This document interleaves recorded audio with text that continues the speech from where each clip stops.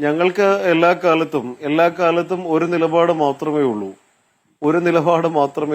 ആ നിലപാട് അന്നും ഇന്നും എന്നും ഒരുപോലെ തന്നെ പറയും. അപ്പൊ അങ്ങനെയാണെങ്കിൽ ഈ 31 മുൻപ് തന്നെ DGPയുടെ റിപ്പോർട്ട് ലഭിക്കും സർക്കാരിന് എന്നാണോ അങ്ങ് കരുതുന്നത്? സർക്കാർ തീരുമാനിക്കട്ടെ.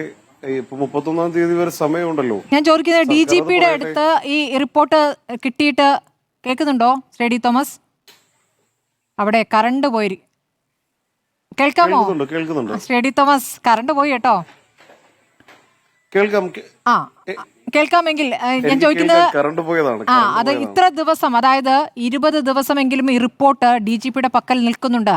ഈ ദിവസങ്ങൾ നിങ്ങൾ എണ്ണിയിരുന്നില്ലേ? എന്താണ് അതിന്മേൽ നടപടി ഉണ്ടാകുന്ന പരിശോധനയും അന്വേഷണവും ഉണ്ടായില്ലേ? അതും ഈ പറഞ്ഞ മാതിരി നടപടിക്രമങ്ങളോടെ ഇന്നയാളോട് ചോദിച്ച് അവിടെ നിന്ന് ഇപ്പുറത്ത് എന്ന മട്ടിലാണോ? നിങ്ങൾക്ക് നേരിട്ട് ചോദിക്കാമല്ലോ ആഭ്യന്തരമന്ത്രിയോട്, മുഖ്യമന്ത്രിയോട്. ഇത് ഞങ്ങൾ മനസ്സിലാക്കുന്ന ഒരു കാര്യം, സർക്കാരിന്റേതായ ഓരോ നടപടിക്രമങ്ങളും പാലിക്കേണ്ടതായിട്ടുണ്ട്. അത് പാലിക്കട്ടെ. കൃത്യമായ രീതിയിൽ ഒരിക്കൽ കൂടി അന്വേഷണം നടത്തണമെങ്കിൽ അന്വേഷണം നടത്തട്ടെ. അതിന്റെ ആ ഒരു രീതിയിൽ തന്നെ നടപടി ഉണ്ടാവട്ടെ. അങ്ങനെയാണ് ഞങ്ങൾ ആഗ്രഹിക്കുന്നത്. ശരിയായ നടപടി ഉണ്ടാകട്ടെ എന്ന് തന്നെയാണ് നമ്മളും ആഗ്രഹിക്കുന്നത്. തോമസ്, നിങ്ങൾക്കൊപ്പം തന്നെയാണ് ഇവിടുത്തെ മാധ്യമ പ്രവർത്തനമുള്ളത്.